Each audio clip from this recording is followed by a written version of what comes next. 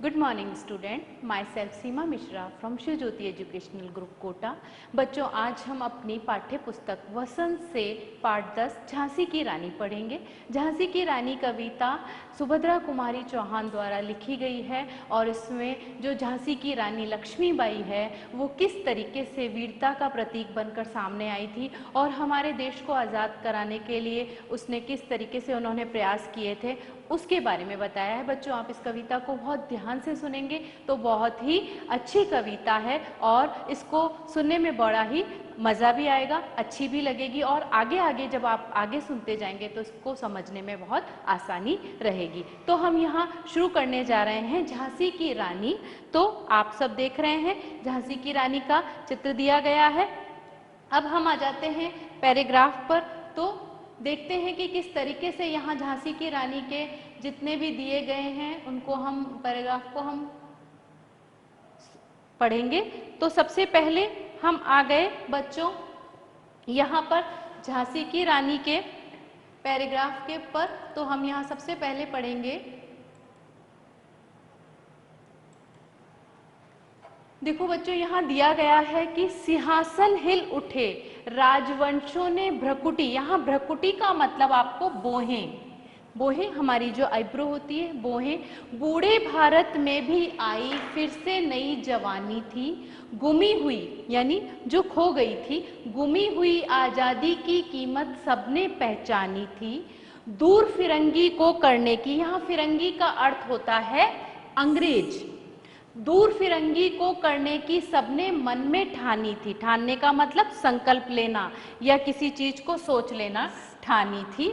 चमक उठी सन 57 में वह तलवार पुरानी थी, बुंदेले हर बोलों के मुंह हमने सुनी कहानी थी, खूब लड़ी मर्दानी वह तो झांसी वाली रानी थी। तो बच्चों ये जो 4 लाइन जो हमारी दी गई है, बुंदेले हर बोलों के मुंह, ये लाइन जब भी आपकी आएगी हम उसी एक ही बार जो अर्थ है उसको पढ़ेंगे और उसको याद रखेंगे कि क्या आ रहा है, बार बार उसको ना दोहराकर एक बार मैं आपको बता देती हूँ कि बुंदेले यानी बुंदेल के जो लोक गीतकार थे, हर बोलों के मुंह से हमने ये कहानी सुनी थी कि खूब लड़ी मर्दानी यानी रणभूमि में मर्दानी अर्थात मर्दों के समान वीरता से लड़ने वाली रानी रानी लक्ष्मीबाई थी। वो कौन है? बुंदेले हर बोलो के मुंह से हमने ये कहानी सुनी थी। तो हम आ जाते हैं बच्चों, अब इसके पैराग्राफ शुरू करते हैं कि अंग्रेजों के राज के कारण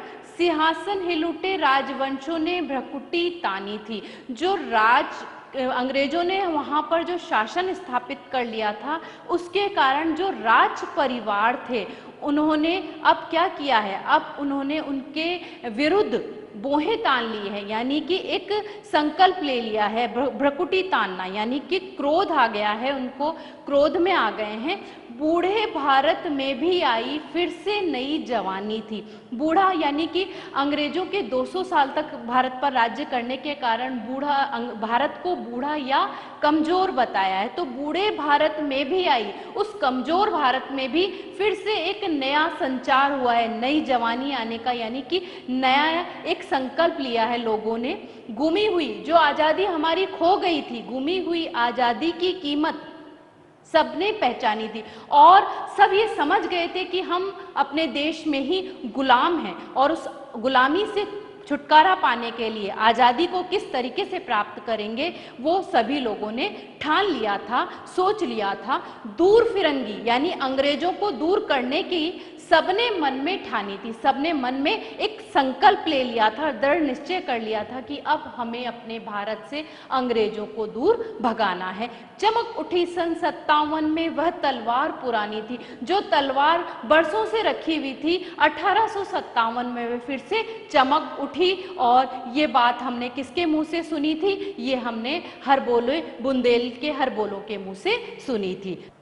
तो बच्चों हम यहाँ पर अपनी पाठ 10 पर ही पेज नंबर 69 पर नीचे अपना पहला नंबर वाला आंतरिक प्रश्न लिखेंगे। प्रश्न आप देख लीजिए अपनी बुक में, नीचे लिखेंगे तलवार कब चमक उठी थी। तो हमने इससे पहले अभी पढ़ा ही है, चमक उठी सन 57 में, तो यहाँ सन 57 में चमक उठी थी। ये आप उत्तर रेखांकित करेंगे। तो हम आगे आ जाते हैं।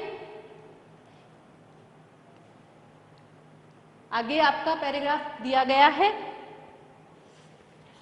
आप सब अपने बुक में पेज नंबर ओपन करते जाइए। 70 दिया गया है बच्चों, उस पे आ जाइए, जहां हमें बताया है कि किस तरीके से आगे के पैराग्राफ में रानी लक्ष्मीबाई की कहानी आगे बढ़ रही है। तो यहां हम आ गए, यहां दिया है, कानपुर के नाना की मुंह बोली बहन छबीली थी। छबीली किसका? रानी लक्ष्मीबाई का नाम बताया गया है। लक्ष्मीबाई नाम पिता की, वह संतान अकेली थी, नाना के संग पढ़ती थी, वे नाना के संग खेली थी, बरछी ढाल कृपाण कटारी उसकी यही सहेली थी, वीर शिवाजी की गाथाएं, गाथाएं का मतलब होता है कहानियां, उसको याद जबानी थी। मुंह जबानी याद होना, मुंह से याद हो जाना, ठीक है। बुंदेले हर बोलों के मुंह हमने सुनी कहानी थी, खूब लड़ी मर्दानी वह तो झांसी वाली रानी थी। तो यहाँ बताया है कि किस प्रकार से कानपुर के नाना की मुंह बोली बहन छबीली थी। जो कानपुर के पेशवा थे बाजीराव, उनके पुत्र नाना साहब की वह मुंह बोली धर्म के रिश्ते से बनाई गई जो बहन थी वो कौन थी? छबीली, उनका नाम था। लक्ष्मीबाई नाम छबीली सुंदर, और क्या था उनका नाम? छबीली, यानी कि छबीली सुंदर, और उनको एक नाम से भी बुलाया जाता था कि छबीली, और लक्ष्मीबाई उनका नाम था। पिता की वह संतान अकेली थी, यानी पिता की वो इकलौती संतान थी। नाना के संग पढ़ती थी, वे नाना के संग खेली थी, और नाना साहब के साथ ही वे पढ़ती थी और उन्हीं के साथ वो खेलती थी।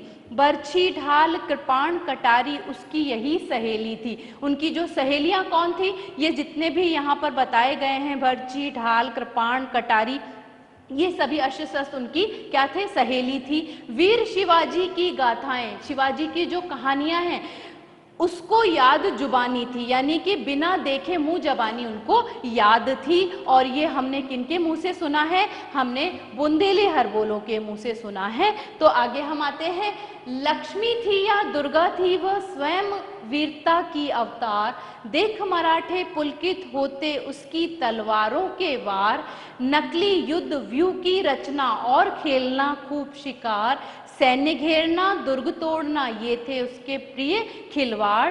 तो आगे बढ़ते हैं हम कि लक्ष्मी थी या दुर्गा थी वह स्वयं वीरता की अवतार, अवतार मतलब जन्म लेना, ठीक है। उसी प्रकार वो पुलकित, पुलकित का मतलब है यहाँ प्रसन्न होना। तो हम आते हैं पैराग्राफ पे कि वो नाम तो उनका लक्ष्मी था, लेकिन वो दुर्गा की अवतार थी, और अवतार का मतलब दुर्गा के रूप में, वीरता का एक अवतार के रूप में जन्म लिया था। दुर्गा भी थी और एक वीर महिला के रूप में उन्होंने जन्म लिया था। देख मराठे पुलकित होते उसकी तलवारों के वार, और मराठे जितने भी वो वहाँ मराठे थे महाराष्ट्र के, वो सब उसकी जो तलवारों के वार चलाते हुए लक्ष्मीबाई के देखते थे तो बड़े ही प्रसन्न होते थे। और नकली युद्ध व्यू की रचना, चक्रव्यूह बनाना, और खेलना खूब शिकार, और शिकार खेलना, सैन्य घेरना, सैनिकों को किस तरीके से घेरा जाता है, दुर्ग तोड़ना, दुर्ग मतलब किले, किले किस तरीके से तोड़े जाते हैं, ये थे उसके प्रिय खिलवाड़। ये सब उसके खेलने के जो तरीके थे, वो इन सभी चीजों से खेलती थी और इस तरीके से अपने चारों ओर खेल का नया नया रूप प्रकट करती थी। महाराष्ट्र कुल देवी उसकी भी आराध्य भवानी थी। जो महाराष्ट्र की कुल देवी थी वो भी वही उनकी एक कुल देवी जो बताई गई है वो उनकी क्या थी? आराध्य थी, उन्हीं की वे पूजा करती थी। और ये हमने किनके मुंह से सुना है? ये हमने बुंदेले हरबोलों के मुंह से सुना है। तो आगे हम देखते हैं कि किस तरीके से बताया है कि रानी लक्ष्मीबाई जो हैं वो किस तरीके से आगे बढ़ती हैं। और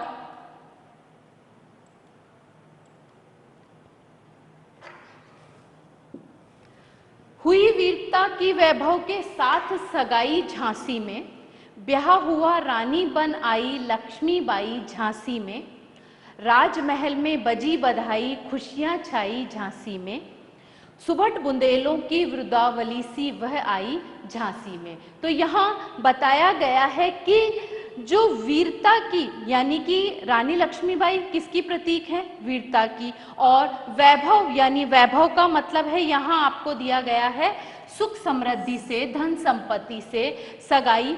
तो जो वैभव यानी कि धन संपत्ति के प्रतीक के रूप में राजा गंगाधर राव से किसकी, रानी लक्ष्मीबाई की क्या हुई? सगाई हुई, ब्याह हुआ, रानी बनाई लक्ष्मीबाई झांसी में। और अब रानी लक्ष्मीबाई का ब्याह किसके साथ? राजा गंगाधर राव के साथ हो गया और वे झांसी में क्या बनकर आ गई? रानी बनकर आ गई। राजमहल में बजी बधाई, खुशियां छाई झांसी में। राजमहलों में बधाइयां यानी गीत होने लगे, बैंड बाजे बजने लगे, चारों ओर खुशियां छा गई और चारों ओर लोग बड़े ही आनंदित हो गए।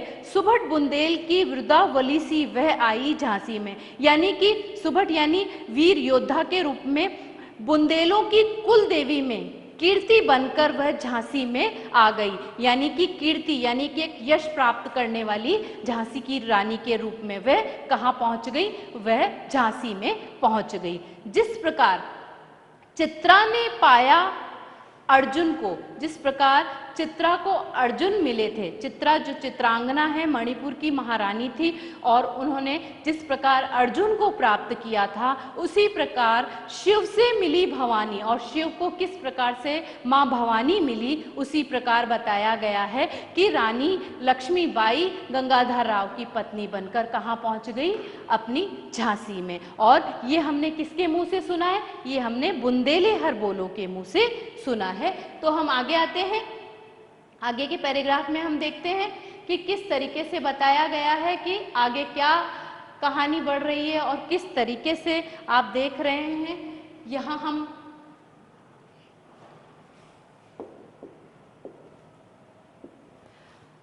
अब आते हैं, उदित हुआ सौभाग्य मुदित महलों में उजियाली छाई। मुदित का मतलब होता है प्रसन्न और उदित का मतलब होता है उदय होना। काल गति यानी समय का चक्र चुपके चुपके किस तरीके से काली घटा का मतलब है विपत्तियां या परेशानियां किस तरीके से आती है। और किंतु काल गति चुपके चुपके काली घटा घेर लाई, तीर चलाने वाले कर में उसे चूड़ियां कब भाई, रानी विधवा हुई हाय। विधि का मतलब यहाँ भाग्य है या ईश्वर से भी ले सकते हैं।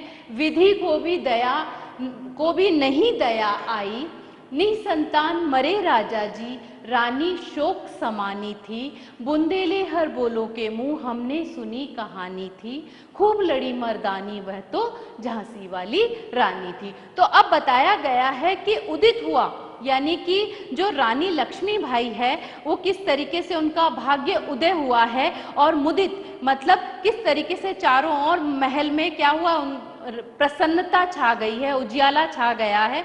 किंतु किस तरीके से बताया है, काल गति, काल यानी समय, किस तरीके से मृत्यु का जो समय निकट है, समय का चक्र किस तरीके से आ रहा है। काल गति चुपके चुपके धीरे धीरे, काली घटा यानी विपत्तियां और परेशानी लेकर आ रहा है, घेरने आ रहा है, घेर लाई यानी किस तरीके से वो परेशानियां चारों ओर से घिरती हुई आ रही है।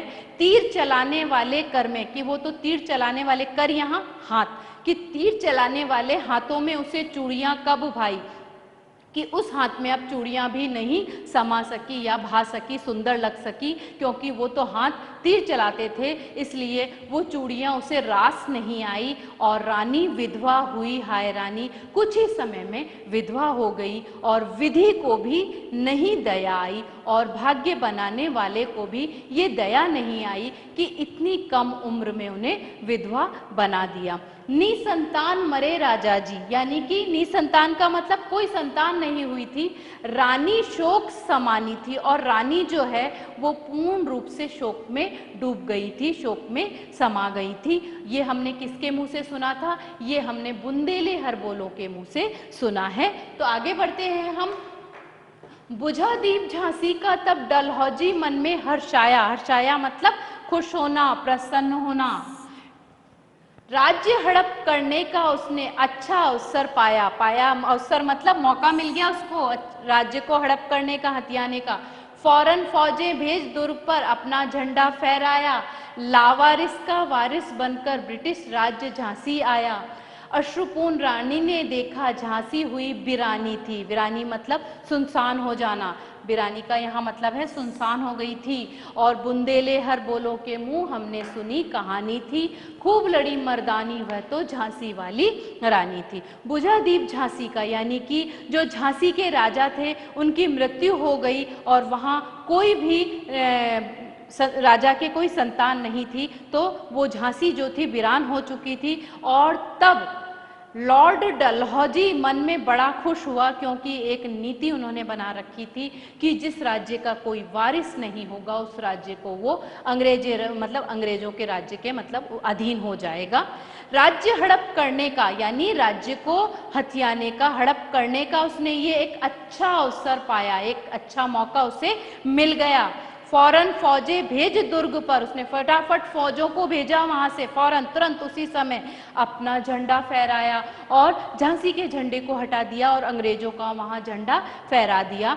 लावारिस का वारिस बनकर, कि इस राज्य का कोई वारिस नहीं है, लावारिस यानी कोई उत्तराधिकारी नहीं है, और वहां का वारिस बनकर ब्रिटिश राज्य झांसी आया और ब्रिटिश यानी अंग्रेज वो झांसी में आ गया। अश्रुपूर्ण रानी ने देखा, रोती हुई रानी ने देखा झांसी हुई वीरानी थी, यानी झांसी बिल्कुल सुनसान हो गई थी, वहाँ का सारा वातावरण एकदम शोक में समा गया था।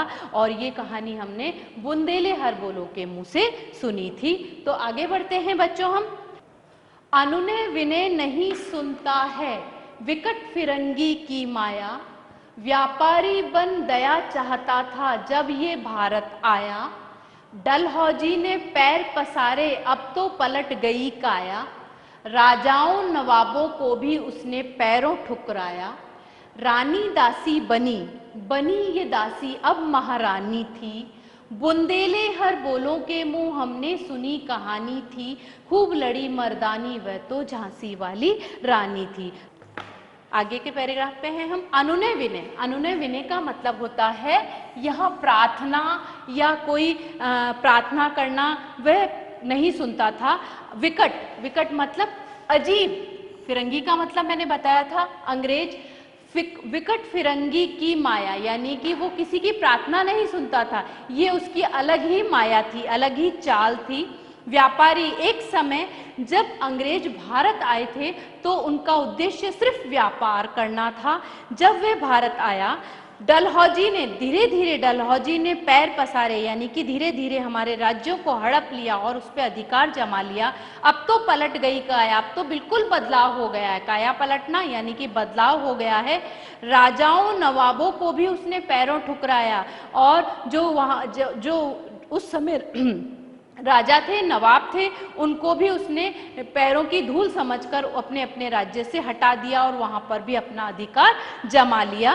रानी दासी बनी, बनी ये दासी अब महारानी थी। नवाबों और राजाओं की जो रानी थी, उनकी महारानी विक्टोरिया जो पहले हमारी दासी थी, अब वह महारानी बन गई थी। ये हमने बुंदेले हर बोलो के मुंह से सुना था। छिनी राजधानी दिल्ली की, लिया लखनऊ बातों बात, कैद पेशवा था बिठुर में, हुआ नागपुर का भी घात। उदयपुर तंजौर सतारा कर्नाटक की कौन बिसात, जबकि सिंध पंजाब ब्रह्म पर भी अभी हुआ था वज्र निपात। बंगाले मद्रास आदि की भी तो यही कहानी थी, खूब लड़ी मर्दानी वह तो झांसी वाली रानी थी। तो हम यहाँ देख रहे हैं कि छिनी राजधानी दिल्ली की राजधानी भी हमसे छीन ली गई थी। लिया लखनऊ बातों बात, यानी लखनऊ को भी बिल्कुल उसी तरीके से धीरे धीरे अपने अंडर में या अपने अधिकार में ले लिया। कैद पेशवा था बिठूर में, पेशवा को बिठूर में कैद कर लिया गया था। हुआ नागपुर का भी घात, और धोखे से, घात का मतलब होता है यहाँ धोखे से नागपुर को भी उन्होंने अपने अधीन कर लिया था। उदयपुर, तंजौर, सतारा, कर्नाटक की कौन बिसात, की यहाँ इन सब की क्या हैसियत, ये सब तो उसके अधिकार में धीरे धीरे आ गए।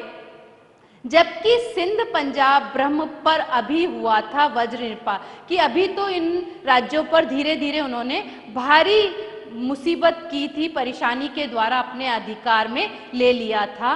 बंगाले मद्रास आदि की भी तो यही कहानी थी, और बंगाल और मद्रास की भी यही कहानी थी कि किस तरीके से अंग्रेजों ने उन्हें धीरे धीरे अपने राज्य में शामिल कर लिया, अपने अधीन कर लिया। तो इस तरीके से उन्होंने सभी राज्यों को धीरे धीरे अपने अधीन कर लिया, अपने अधिकार में ले लिया। आगे बढ़ते हैं हम बच्चों। रानी रोई रनिवासों में, बेगम गम से थी बेजार, उनके गहने कपड़े बिकते थे कलकत्ते के बाजार, सरेआम नीलाम छापते थे अंग्रेजों के अखबार, नागपुर के जेवर ले लो, लखनऊ के लो नौलख हार। आगे देखते हैं हम कि किस तरीके से बताया गया है कि रानी जो है वो अपने रनिवास यानी कि महलों में किस तरीके से रो रही थी, और साथ में बेजार यानी दुखी थी, और नीलाम होना यानी कि किस तरीके से वो अखबारों में नीलामी की सूचनाएं देते थे। हमारे जितने भी राजाओं रानियों के जो भी सामान थे वो बाजारों में नीलाम होते थे। तो यहाँ बताया गया है रानी रोई रानी वासों में, जो रानियां थी वो अपने महलों में रो रही थी, परेशान थी। बेगम गम से थी बेजार, और जितने भी नवाबों की बेगम थी वह भी गम से दुखी हो रखी थी, गम यानी दुख में बेजार थी, परेशान थी। उनके गहने कपड़े बिकते थे कलकत्ते के बाजार, और कलकत्ते के बाजार में उनके जितने भी गहने थे, कपड़े कीमती होते थे, उन्हें बेचा जाता था। सरेआम यानी खुलेआम, सरेआम का मतलब है खुले आम नीलाम छापते थे, विज्ञापन दे देते थे अखबारों में और नीलामी की जाती थी अंग्रेजों के अखबार, और अखबार जो छपते थे उसमें ये नीलामी की सूचना दे दी जाती थी। नागपुर के जेवर ले लो, लखनऊ के नौलख हार, और नागपुर के जेवर और लखनऊ के जो नौलख हार हैं उन सब की नीलामी की सूचना अखबारों के द्वारा भेजी जाती थी।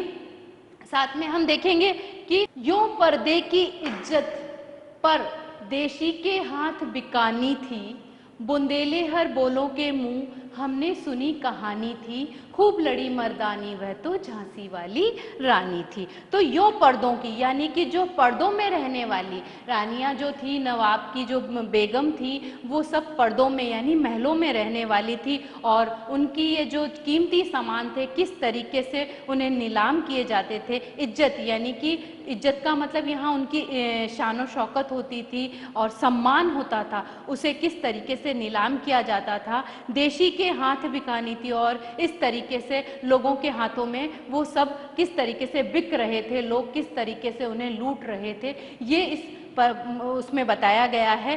कि ये हमने कहानी किसके मुंह से सुनी है? बुंदेले हर बोलो के मुंह से हमने ये कहानी सुनी थी कि खूब लड़ी मर्दानी वह तो झांसी वाली रानी थी, जिसने मर्दों के बीच में मर्द बनकर किस तरीके से हमारे देश की आज़ादी की शुरुआत की थी। अब आते हैं हम आगे। कुटियों में थी विषम वेदना, महलों में आहत अपमान, वीर सैनिकों के मन में था अपने पुरखों का अभिमान, नाना धुंधुपन पेशवा जुटा रहा था सब सामान, बहिन छबीली ने रणचंडी का कर दिया प्रकट आह्वान, हुआ यज्ञ प्रारंभ उन्हें तो सोई ज्योति जगानी थी, बुंदेले हर बोलों के मुंह हमने सुनी कहानी थी, खूब लड़ी मर्दानी वह तो झांसी वाली रानी थी। तो यहाँ बताया गया है कि कुटियों में, कुटियों का मतलब है झोपड़ियों में, कि झोपड़ियों में विषम वेदना, गहरा दुख था, झोपड़ियों में बहुत दुख था, लोग गरीब लोग किस तरीके से दुखी थे, विषम वेदना बताई गई है। और आहत अपमान, बेइज्जती की जाती थी, किस तरीके से उनका अपमान किया जाता था वो बताया है। पुरखों का मतलब पूर्वज, यहाँ पुरखों यानी कि हमारे जो पूर्वज थे, आह्वान करना यानी कि बुलाना, किस तरीके से बुलाया गया है वो सभी यहाँ, और प्रारंभ यानी शुरू। तो हम आते हैं कुटियों में थी विषम वेदना, कि जो कुटियों में रह रहे थे गरीब व्यक्ति और महलों में आहत अपमान, महलों में रहने वाले जो राजा नवाब, वो सभी अब इस विषम वेदना दुख के कारण एक हो गए, क्योंकि दोनों की ही बहुत बुरी स्थिति हो चुकी थी।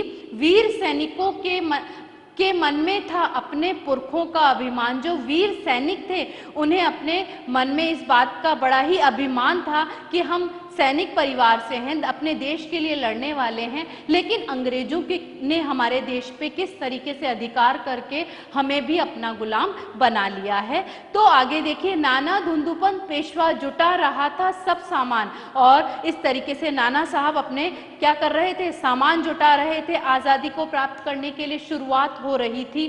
बहन छबीली ने रणचंडी का कर दिया प्रकट आह्वान, और बहन छबीली ने तो रणचंडी का करने का, युद्ध की देवी बनकर उन्होंने तो आह्वान कर दिया, बुलावा दे दिया, मतलब शुरुआत कर दी।